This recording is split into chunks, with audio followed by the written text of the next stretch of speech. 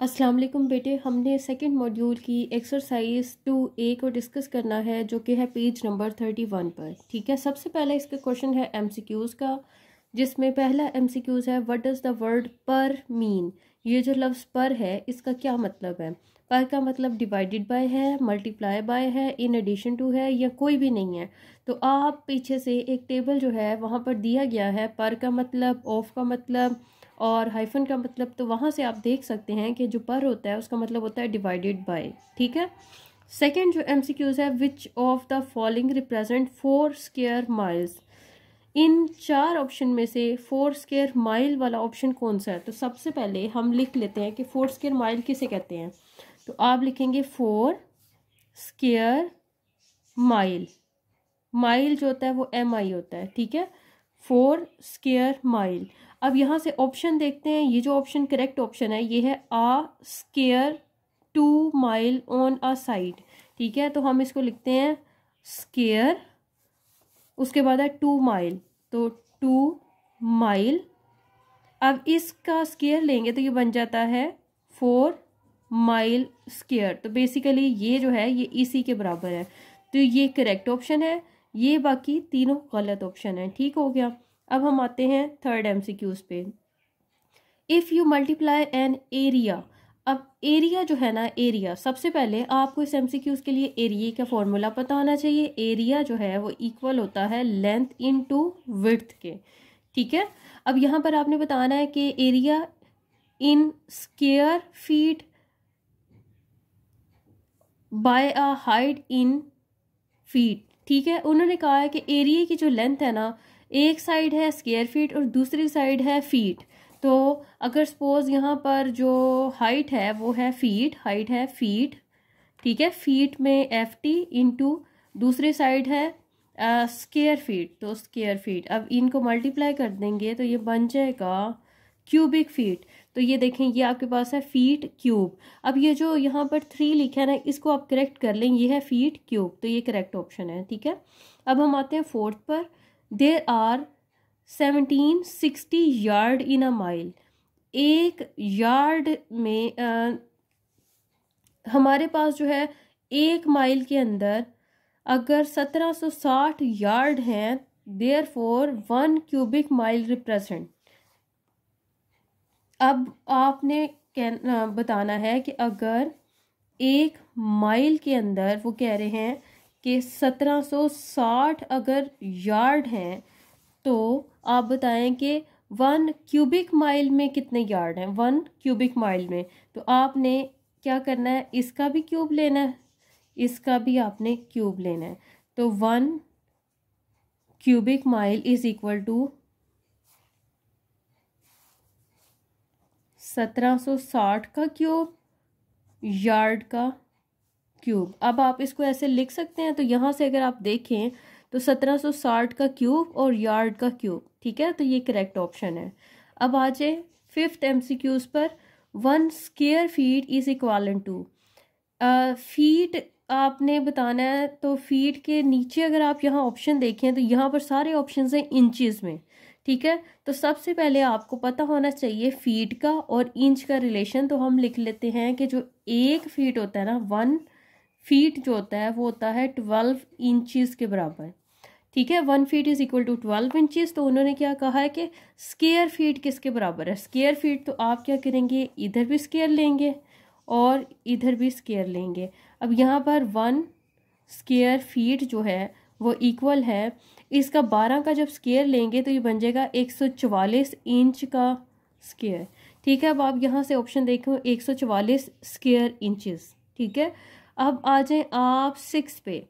The fact that 1 litre is equal to 1.057 quart. वो कह रहे हैं कि अगर जो 1 लीटर है, 1 लीटर वो 1.057 क्वार्ट के बराबर है, तो आप जो है ना इसको किस तरह लिख सकते हैं इस रिलेशन को। ठीक है, तो इसके लिए आपने देखना है कि जो 1 लीटर है उसमें 1 से ज़्यादा क्वार्ट मौजूद हैं। ठीक है, अब यहाँ पर अगर जो है वो कह रहे हैं कि ये वाला जो रिलेशन है कि 1.057 क्वार्ट बड़ा है लीटर से।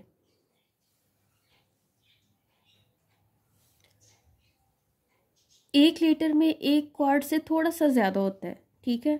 अब यहाँ पर जो रिलेशन दिया गया है, ये ऊपर वाला ही रिलेशन दिया गया है, तो ये एमसीक्यूज़ ठीक नहीं है, बल्कि इसमें बी एमसीक्यूज़ ठीक होगा, क्योंकि अगर एक से ज़्यादा लीटर है तो उसमें क्वार्ट एक नहीं होगा बल्कि एक से ज़्यादा होगा, ठीक है। और उसके बाद आ जाते हैं 7th एमसीक्यूज़ पे। 1 किलोमीटर इज़, 1 किलोमीटर में आपको पता है कि 1000 मीटर होता है, ये सिंपल रिलेशन है। टेम्परेचर ऑफ 110 सेंटीग्रेड इज़, इसमें जो है ना वो आपके पास ये थर्ड होगा कि 110 जो टेम्परेचर है वो बॉइलिंग वाटर वाला टेम्परेचर होता है, ठीक है। उसके बाद यू आर बाइंग एप्पल, आप जो है वो सेब खरीद रहे हैं। वाइल ट्रैवलिंग इन यूरोप, जब यूरोप के अंदर आप ट्रैवल कर रहे हैं तो आपने वहाँ से सेब खरीदे हैं। The price is most likely to be quoted in, अब यूरोप की जो करेंसी है तो कीमत उसी में ही होगी, तो आपको पता है यूरोप की करेंसी होती है यूरो में, और सेब हम खरीदते हैं किलोग्राम में, तो इसलिए यूरो पर किलोग्राम, ठीक है। If current exchange rate is $1.32 पर यूरो, देन, तो इसका मतलब है कि 1 यूरो के अंदर 1.32 डॉलर होते हैं। इसका मतलब ये कि डॉलर सस्ता है और यूरो महंगा है, ठीक है। तो इसलिए ये वाला एमसीक्यूज इसको सूट करता है। 1 euro is worth more than $1, ठीक है, क्योंकि 1 यूरो के अंदर एक से ज़्यादा डॉलर है, 1.32 डॉलर्स हैं, ठीक है। ये एमसीक्यूज हमारे हो गए। अब हम आते हैं शॉर्ट क्वेश्चंस पे, ठीक है। व्हाट आर यूनिट्स, यूनिट्स हम किसे कहते हैं, और describe the meaning of keyword per, of, square and cube and hyphen in units. इसका जो जवाब है वो आपको मिलेगा पेज नंबर 23 पर, पेज नंबर 21 से और पेज नंबर 23 से आपने कुछ मटेरियल थ्योरी का इकट्ठा करना है यूनिट्स के लिए, जिसमें आप डिस्क्राइब करेंगे यूनिट क्या है, और उसके बाद जो सेकंड हिस्सा है इसका, उसमें आपने keyword and operation with unit, ये पूरा का पूरा टेबल आपने बनाना है, किसमें, इसके अंदर, इस सवाल में, ठीक हो गया। उसके बाद आ जाएं दूसरे सवाल पे। दूसरा सवाल है कि explain why unit conversion really involve just multiplying by 1। Unit convert जब हम करते हैं तो हम 1 को क्यों इस्तेमाल करते हैं, और आपने बताना है 2 फॉर्म्स ऑफ 1, जिस तरह के हमारे पास कुछ ये हैं, तो इसको आप सोचेंगे इसमें आप क्या करेंगे। अब आ जाए तीसरे सवाल पे। एक्सप्लेन इन वर्ड्स और विद अ पिक्चर, वर्ड्स के साथ रिप्रेजेंट करें या फिर पिक्चर की फॉर्म में बताएं।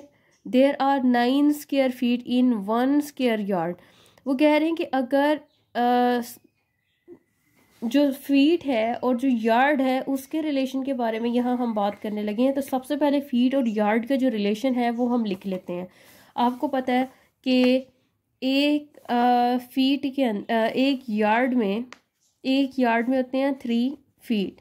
तो अगर हम ले लें इसका स्क्वायर, इसका ले लें अगर हम स्क्वायर, तो 1 स्क्वायर यार्ड जो है वो इक्वल होता है 9 स्क्वायर फीट के। इसी तरह आप क्यूब भी इसका ले सकते हैं। इसी तरह अगर इस यार्ड और फीट वाले रिलेशन का आप क्यूब ले लें, आप लिखें 1 yard is equal to 3 feet, इसका आप ले लें दोनों साइड पे क्यूब, ठीक है, क्यूब ले लें, तो ये बन जाएगा 1 cubic yard is equal to 3 का क्यूब लेंगे तो 27 आ जाएगा क्यूबिक फीट, ठीक है। अब यही चीज़ यहाँ से पढ़ें कि 9 स्क्वायर फीट यहाँ है, 9 square feet in 1 square yard, तो 1 स्क्वायर यार्ड, ठीक है। उन्होंने कहा है कि 9 स्क्वायर फीट में एक 1 स्क्वायर यार्ड होता है और 27 क्यूबिक फीट में 1 क्यूबिक यार्ड होता है, ठीक है। अब उन्होंने आपको कहा है कि स्क्वायर वाले और क्यूबिक वाले जो कन्वर्जन फैक्टर्स हैं उनके बारे में आप कुछ यहाँ पर लिखें। तो इसके लिए आप जो है वो पेज नंबर जो 25 है वहाँ से conversion with unit raise to power, ये वाला जो पोर्शन है, इस पोर्शन को आप उस सवाल की थ्योरी में ऐड कर सकते हैं। ये है पेज नंबर 25। ठीक है, अब आ जाए वापस से क्वेश्चन नंबर 4 पर। क्वेश्चन नंबर 4 जो है, what are the basic metric unit of length, mass, time and volume, how are the metric prefixes used. इसके लिए आपने जो टेबल 2.2 है वो पूरा का पूरा टेबल 2.2 तैयार करना है। ये वाला मैट्रिक सिस्टम के बारे में उन्होंने पूछा है, तो मैट्रिक सिस्टम जो है वो आपने इसमें ये वाला सारा डिस्क्राइब करना है। ठीक है, using example show how to convert among Fahrenheit, Celsius, Kelvin temperature scale. अब आपने ये पूरा जो फॉर्मूला का टेबल है जो कि है पेज नंबर 29 पे, ये पूरा टेम्परेचर कन्वर्जन वाला टेबल आपने ज़ुबानी मेमोराइज करना है और आपने लिखना है उस सवाल में। ठीक है, उसके बाद है describe how to read and use the currency table. अब ये जो करेंसी टेबल है ये भी आपने सारा ज़ुबानी याद करना है, जो कि है ये टेबल नंबर 2.4। ये पूरा टेबल आपने तैयार करना है ज़ुबानी और इसको आपने लिखना है इस सवाल के जवाब में। अब आ जाए इस सवाल पे, डज़ इट मेक सेंस। आपने स्टेटमेंट पढ़नी है और बताना है कि क्या ये स्टेटमेंट करेक्ट है या नहीं करेक्ट। अगर करेक्ट नहीं है इसका मतलब कि डज़ नॉट मेक सेंस। ठीक है, अगर मेक सेंस इसका मतलब ये स्टेटमेंट करेक्ट हो सकती है। ठीक है, 7th वाला जो है इसको देखें, I drove at a speed of 35 miles for the entire trip. ठीक है, अब यहाँ पर बताया है कि मैंने पूरे के पूरे ट्रिप में जो स्पीड रखी है वो है 35 माइल। अब 35 माइल पर आवर है, पर हाफ आवर है, तो इसका मतलब यहाँ पर टाइम जो है वो मेंशन नहीं किया। जब भी आप स्पीड बताएंगे तो डिस्टेंस ओवर टाइम बताना है, तो ये कंप्लीट स्टेटमेंट नहीं है, इसलिए does not make sense. 8th, I have a box with a volume of 2 square feet. अब जब वॉल्यूम की बात की है तो वॉल्यूम में 3 साइड्स होती हैं, जबकि उन्होंने कहा है कि स्क्वायर का मतलब 2 साइड्स मेंशन है। 3rd जो डेप्थ है बॉक्स की वो मेंशन नहीं है, तो does not make sense. 9th है, I drank 2 litre of water. ये हमने दिन में 2 लीटर पानी पिया है, मेक सेंस, ऐसा पॉसिबल हो सकता है। आई नो अ प्रोफेशनल बाईसाइकिलिस्ट, वो वेस्ट 30 किलोग्राम। एक बाईसाइकिलिस्ट का पता है जिसका वज़न जो है वो है 300 किलोग्राम, तो ये भी ठीक हो सकता है। My friend run 10,000 metre in less than an hour. ठीक है, अब देखिए डिस्टेंस भी बताया है और टाइम भी बताया है, तो ये सेंटेंस करेक्ट है, make sense. My car's gas tank hold 12 metre of gasoline. अब गैस है तो गैस जो है वो मीटर्स में नहीं हो सकती, तो ये जो 12 है डज नॉट मेक सेंस। ठीक है, अब आ जाए बेसिक स्किल्स एंड कॉन्सेप्ट्स। तो आपके पास यहाँ पर सबसे पहला है 13 में आप देखें तो आपके पास जो ए ऑप्शन है इसमें आपने एक फ्रैक्शन है 3/4, दूसरी फ्रैक्शन है 1/2, इसको आपने मल्टीप्लाई करना है, तो 3 को 1 से मल्टीप्लाई करेंगे, 4 को 2 से मल्टीप्लाई करेंगे। इसी तरह आप बी पार्ट भी कर लेंगे। अब आ जाए सी पार्ट पे, तो सी पार्ट में है 1/2 प्लस 3/2। जब आपने कोई सी 2 फ्रैक्शंस को ऐड करना होता है और उन दोनों फ्रैक्शन का ये जो नीचे होता है डिनोमिनेटर दोनों का एक जैसा हो, तो इसकी ऊपर वाली वैल्यूज़ यानी न्यूमरेटर ऐड हो जाते हैं। ठीक है, जैसे कि यहाँ पर दिया गया है कि डिनोमिनेटर 1 था, यहाँ 2 आ गया, ऊपर था 1 + 3, तो आपके पास आ जाएगा 4/2। ठीक हो गया। अब यहाँ पर जो आपके पास है ई पार्ट भी ए और बी की तरह है। एफ पार्ट में देखें 1/4 + 3/8, तो 8 और 4 जो है वो एक जैसे डिनोमिनेटर नहीं है। अगर आपका डिनोमिनेटर डिफरेंट होता है तो इस सिचुएशन में आप कैसे इसको सॉल्व कर सकते हैं। आपके पास है 1/4 + 3/8। ठीक है, इस सिचुएशन में आपने जब फ्रैक्शन को सॉल्व करना है तो आप क्या करेंगे, डिनोमिनेटर में 4 है और दूसरी तरफ डिनोमिनेटर में 8 है, तो आप 8 को और 4 को ले लेंगे और इसको डिवाइड करना शुरू करेंगे। 2 पर डिवाइड होता है 4, 2 अगेन 2 पर डिवाइड होगा तो 2, 1 अगेन 2 पर डिवाइड होगा तो 1 एंड 1। अब ये जो है 2 2 2, इसको मल्टीप्लाई करेंगे तो हमारे पास आंसर आ जाएगा 8। डिनोमिनेटर में लिखेंगे 8। अब आपके पास यहाँ पर डिनोमिनेटर में था 4 और यहाँ है 8। आपने क्या करना है, ये वाला जो 8 है इसको आपने इस पर डिवाइड करना है। आप डिवाइड करेंगे 8 डिवाइडेड बाय 4, आंसर क्या आया 2। इस 2 को आपने लिखना है यहाँ पर 2 और यहाँ पर क्या है ऊपर 1।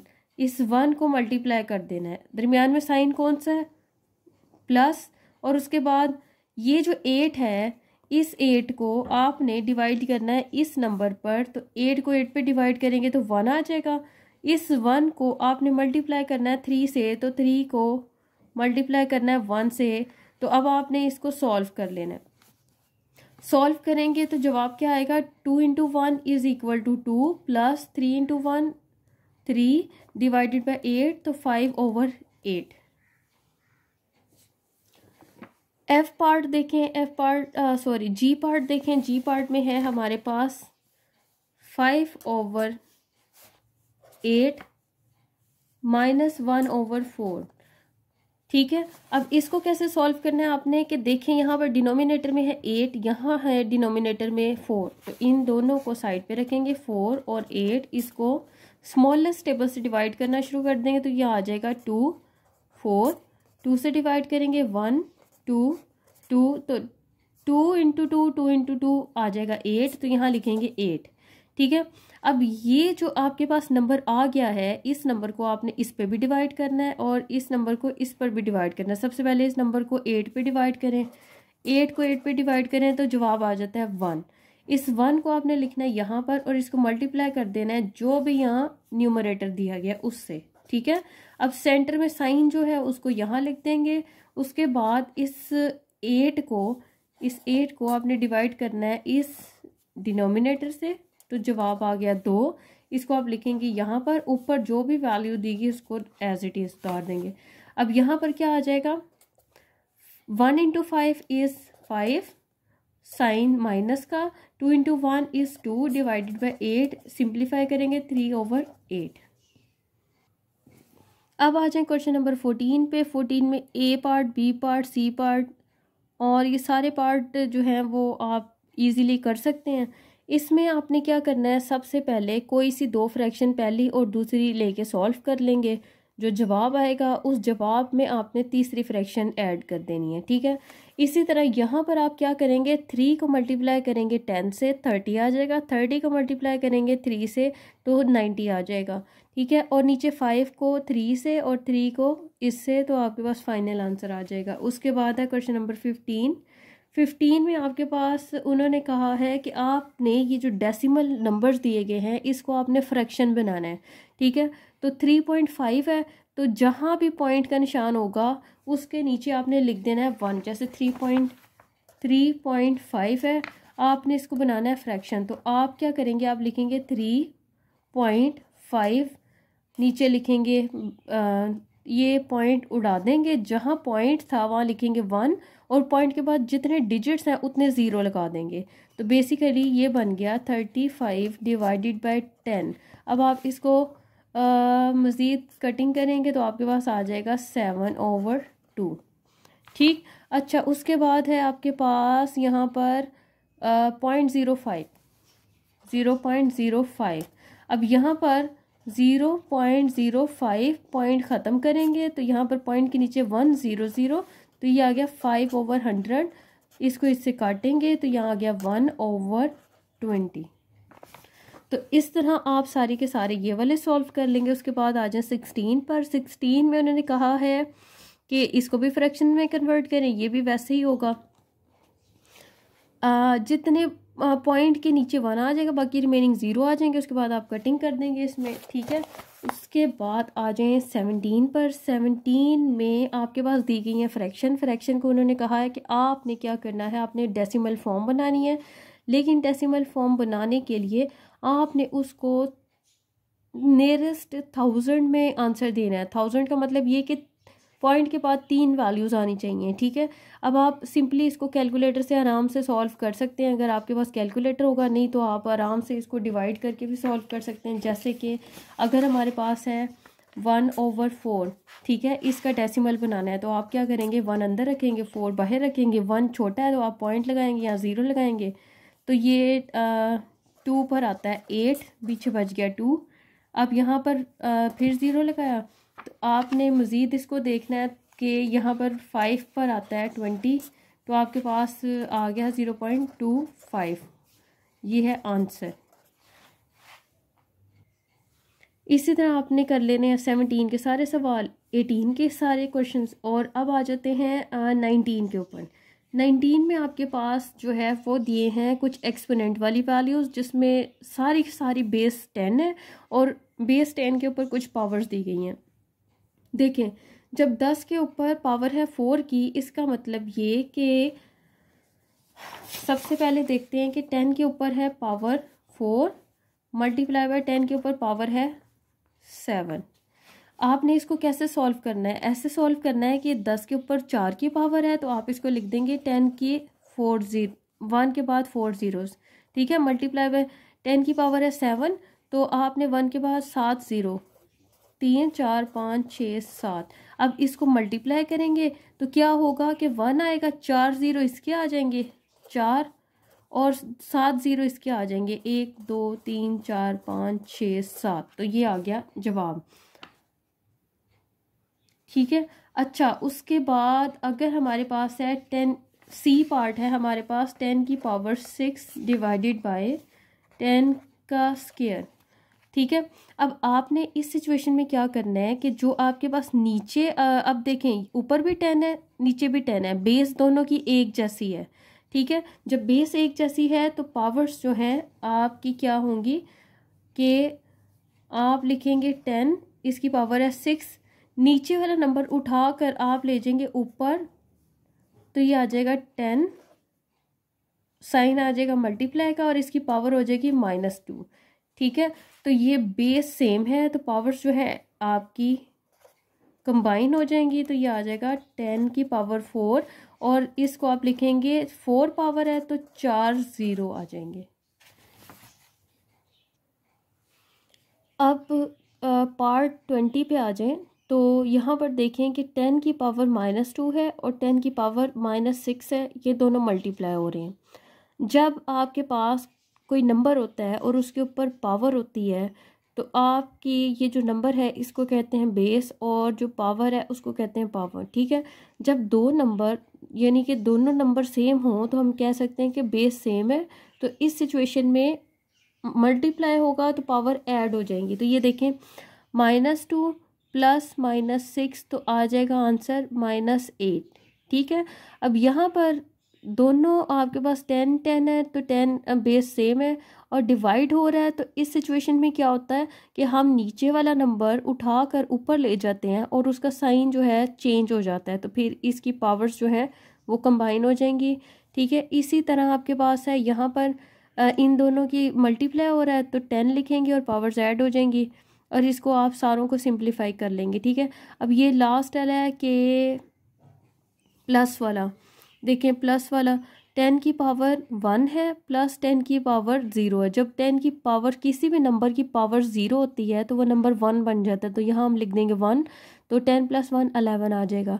उसके बाद 10 स्क्वायर प्लस 10 की पावर -1, जब 10 की पावर -1 है तो इसका मतलब है कि ये है 1/10, ठीक है।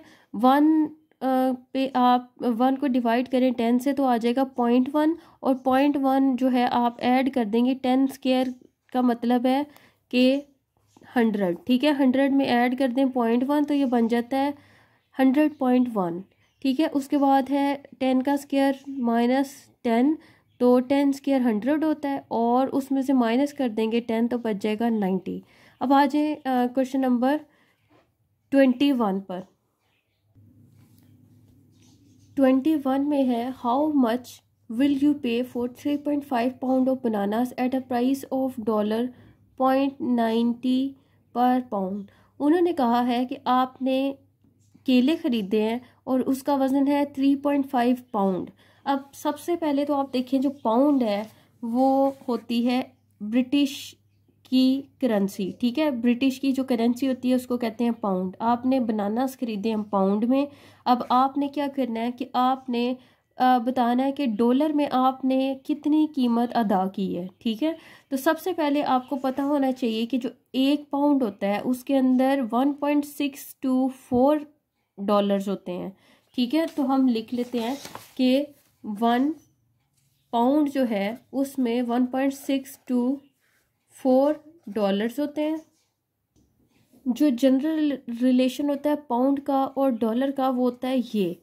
लेकिन इस सवाल के अंदर उन्होंने इस रिलेशन को इस्तेमाल करने का नहीं कहा, बल्कि उन्होंने कहा है कि अगर एक पाउंड के अंदर जो डॉलर हैं वो है 0.90 डॉलर, ठीक है। ये देखें 0.90 डॉलर एक पाउंड में है। तो अगर आपने केले खरीदे हैं 3.5 पाउंड, तो फिर आपके पास कितने डॉलर होंगे? तो सिंपली आप डॉलर को मल्टीप्लाई कर देंगे 3.5 से, तो आपके पास आ जाएगा आंसर जो कि ये दिया गया। What is the total weight of 23 baseball? 23 अगर बेसबॉल खरीदी हैं उसका कितना वज़न होगा? That weigh 5.25 ounce each. अगर एक का वज़न इतना है तो 23 का कितना होगा? इसको आप मल्टीप्लाई कर देंगे 23 से, आंसर आ जाएगा। How much will you earn working for 6 month? अगर आप 6 महीने काम करते हो तो आपको कितनी अमाउंट मिलेगी एट अ सैलरी ऑफ, अगर एक महीने की सैलरी है 3200, तो 3200 को आप 6 से मल्टीप्लाई कर देंगे, आपके पास फाइनल सैलरी आ जाएगी। अच्छा जी, 24 के अंदर है कि एक बिल्डिंग अगर 3000 लोग हैं तो 3000 लोगों को ठहराने के लिए कितने अपार्टमेंट्स वाली बिल्डिंग की ज़रूरत है? If each building can house 150 people. अगर एक अपार्टमेंट में या एक बिल्डिंग में 150 लोग रह सकते हैं, ठीक है। तो इसके लिए आपको क्या करना है कि टोटल लोग हैं 3000। अगर एक बिल्डिंग के अंदर 150 लोग रह सकते हैं तो आपको टोटल कितनी बनाने पड़ेंगे अपार्टमेंट्स? 20 अपार्टमेंट बनाने पड़ेंगे, ठीक है। ये जो यहाँ पर सोल्यूशन दिया गया ये गलत है, आप इसको ठीक कर लें। अच्छा, आगे है 25। इसमें आपने एरिया और वॉल्यूम की कैलकुलेशन करनी है। आपको पता है एरिया क्या होता है? लेंथ मल्टीप्लाई बाय विड्थ, और वॉल्यूम क्या होता है? Length into width into depth, ठीक है। आपके पास 3 स्टेटमेंट दी गई हैं, ए, बी और सी। ए में है a large box shaped arena has a rectangular floor that measure 200 feet और 150 feet, flat ceiling that is 35 feet above. अब 3 वैल्यूज़ दी गई हैं, ठीक है। आप जब 200 फीट को 150 फीट से मल्टीप्लाई करेंगे तो जवाब आ जाएगा एरिया का। जब 200 150 और 35 को मल्टीप्लाई करेंगे तो जवाब आ जाएगा वॉल्यूम का, ठीक है। जब फीट का जब एरिया का जवाब देंगे तो फीट स्क्वायर होगा, वॉल्यूम का जवाब देंगे तो फीट क्यूब होगा, ठीक है। उसके बाद बी है। बी में उन्होंने कहा है कि a flat bottom reflecting pool has length 30 yard, width 10 yard और डेप्थ है 0.3। अब आप लेंथ और विड्थ को मल्टीप्लाई करेंगे तो एरिया आ जाएगा, और तीनों को मल्टीप्लाई करेंगे तो क्यूब वॉल्यूम आ जाएगा।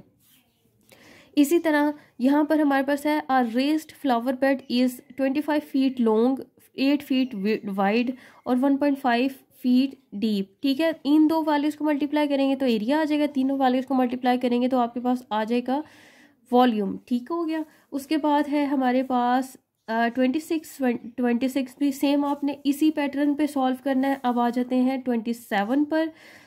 Your average speed on a long walk, जब आप एक लॉन्ग वॉक पर निकले हैं तो आपकी एवरेज स्पीड जो है found by dividing distance travelled in mile by time. तो आपने जो है वो बताना है elapsed इन टाइम। तो आपने इसके बेसिकली यूनिट बताने हैं। तो आप यहाँ से देखो कि सबसे पहले क्या है, डिस्टेंस जो किस में है, माइल बाय टाइम। तो बेसिकली माइल बाय टाइम मतलब mile divided by time, time किस में है, आर में। तो आप लिखेंगे माइल डिवाइडेड बाय आर या माइल पर आर, ठीक है। ये इसका आंसर है। उसके बाद आपके पास है 28 the unit price of orange found by dividing the price in dollar by the weight in pound. Basically dollar पर पाउंड में आप खरीदेंगे ऑरेंजेस को, ठीक है। The cost of a piece of carpet found by dividing its price in dollar by its area in square yard. अब आप लिखेंगे dollar divided by square yard, तो आप लिखेंगे इस तरह dollar divided by square yard, ठीक है। 30 में flow rate of a river in which 5000 cubic feet of water flows past a particular location every second. अब यहाँ पर उन्होंने क्या कहा है कि 5000 क्यूबिक फीट, तो इसको आपने लिखना है 5000 क्यूबिक फीट का जो रिवर है वो फ्लो कर रहा है एवरी सेकंड में, ठीक है, एवरी सेकंड, तो आप लिखेंगे पर सेकंड उसकी स्पीड है इतना फीट फासला ट्रैवल करने की, ठीक है, ये यूनिट आ जाएगा। उसके बाद है 31 में the unit price of rice in Japan, ठीक है, आपने प्राइस ऑफ राइस बताने हैं जापान के अंदर, found by dividing the price in yen by the weight in kilogram. तो बेसिकली 1 किलोग्राम आपने ख़रीदा है येन में, तो येन डिवाइडेड बाय किलोग्राम, ठीक है, आपके पास यूनिट आ जाएगा।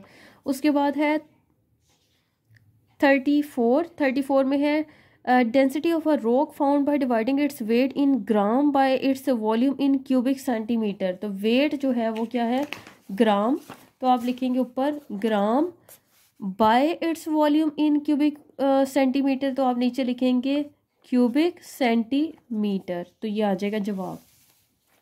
उसके बाद है 35 में है 24 फीट टू इंचज़, तो आपने फीट को इंच में कन्वर्ट करना है। तो सबसे पहले आपको पता होना चाहिए कि 1 feet is equal to 12 inches, तो आपने बताना है कि 1 फीट में अगर 12 इंच है तो 24 फीट में कितने इंच होंगे, 24 को मल्टीप्लाई करेंगे 12 से, तो आपके पास आ जाएगा आंसर। उसके बाद है कन्वर्ट 24 फीट टू यार्ड। अब फीट को यार्ड में कन्वर्ट करना है तो आपको यार्ड और फीट का रिलेशन पता होना चाहिए कि एक जो यार्ड होता है उसमें 3 फीट होते हैं, ठीक है। तो आपने कन्वर्ट किसको करना है, फीट को यार्ड में, तो आपके पास ये वाला रिलेशन है, तो यार्ड में कन्वर्ट करना है फीट को, तो यार्ड ऊपर रखेंगे, फीट नीचे ले जाएंगे, तो आपके पास ये बन जाएगा 1 yard divided by 3 feet is equal to 1, ठीक है। उसके बाद आपने क्या करना है कि 24 फीट आप लिखें 24 फीट मल्टीप्लाई बाय 1, तो ये 1 जो है वो इक्वल है 1 यार्ड ओवर 3 फीट, तो आप क्या करेंगे 24 फीट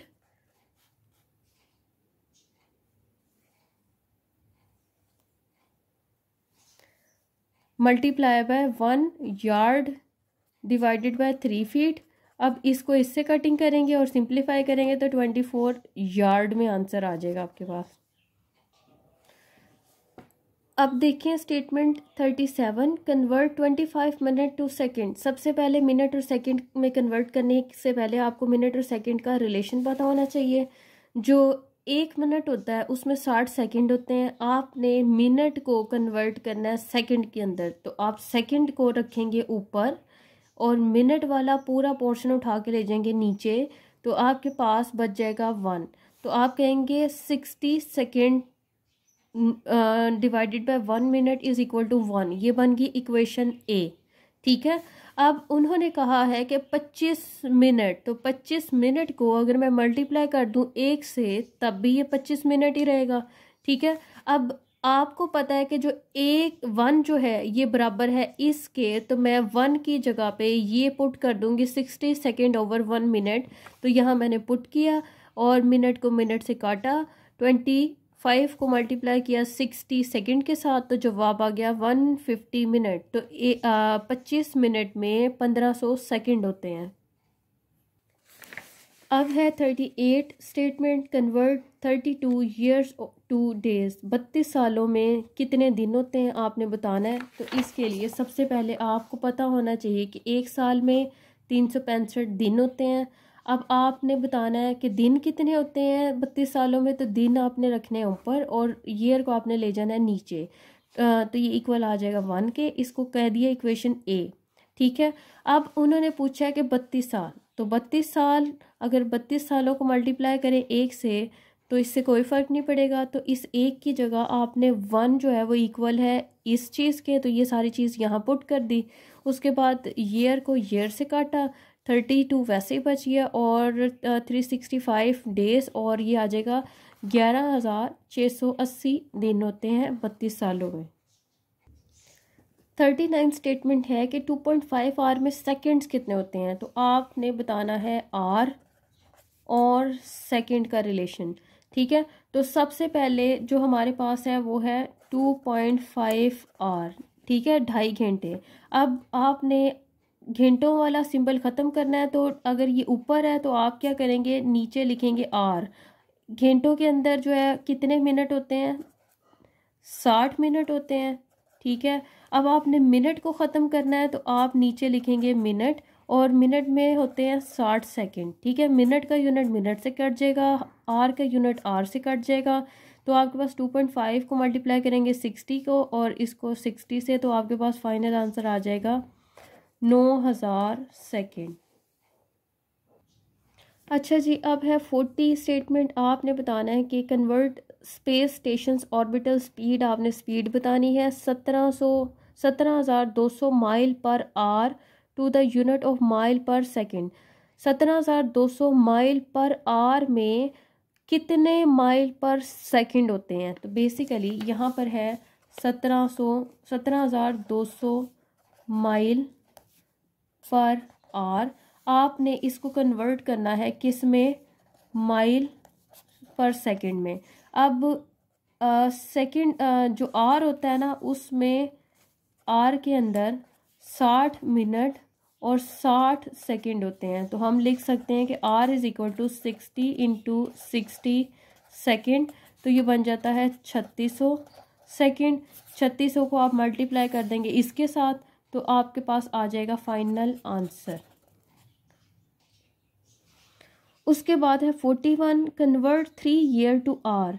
3 सालों में कितने घंटे होते हैं, तो सबसे पहले बताएंगे 3 सालों में दिन कितने होते हैं, तो आप बताएंगे 3 साल, एक साल में अगर 365 दिन है तो 365 को 3 से मल्टीप्लाई करेंगे तो आपके पास 3 सालों में 1,095 दिन बन जाएंगे। और एक दिन में 24 घंटे हैं, तो इसको मल्टीप्लाई करेंगे 24 से, तो आपके पास आ जाएंगे 26,280 घंटे।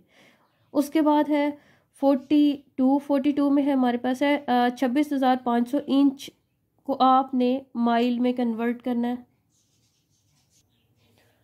42 में आपने बताना है कन्वर्ट 26,500 इंचज़ टू माइल। आपने इंच को माइल में कन्वर्ट करना है, तो सबसे पहले आपको पता होना चाहिए कि 1 इंच के अंदर 0.00001578 माइल्स होते हैं। ठीक है, अब आपने बताना है कि 26,500 इंच में कितने माइल हैं, तो आपने 26,500 को मल्टीप्लाई कर देना है इस वैल्यू से, तो आपके पास फाइनल आंसर आ जाएगा।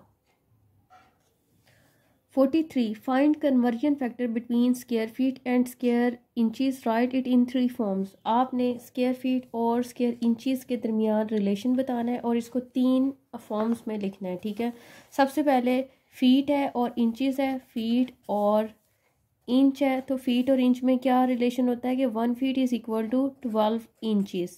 ठीक है, एक फॉर्म ये हो गई। अब दूसरी फॉर्म है feet is equal to 12 inch, दोनों साइड पे लेंगे स्क्वायर, सेकंड फॉर्म। और उसके बाद feet square is equal to 144 inch का स्क्वायर। तो 3 स्टेप्स आपके हो गए कंप्लीट। ठीक है, उसके बाद आपके पास है find a conversion factor between cubic metre और क्यूबिक सेंटीमीटर। तो बेसिकली मीटर और सेंटीमीटर के दरमियान रिलेशन बताना है। उसके बाद उसका क्यूब ले लेना है, क्यूब लेके उसको सिंप्लीफाई करना है, तो आपका ये सवाल हो जाएगा। उसके बाद 45, a new side walk will be 4 feet wide, 200 feet long and filled into a depth of 6 inches। अब आप देखो तो लंबाई, चौड़ाई और गहराई दी है, तो इसका मतलब कि आपके पास वॉल्यूम निकालना है, तो तीनों वैल्यू को मल्टीप्लाई करेंगे, आपके पास आ जाएगा फाइनल आंसर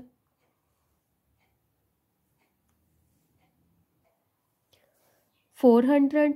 ठीक है, अब आपके पास जो 400 आंसर आया है तीनों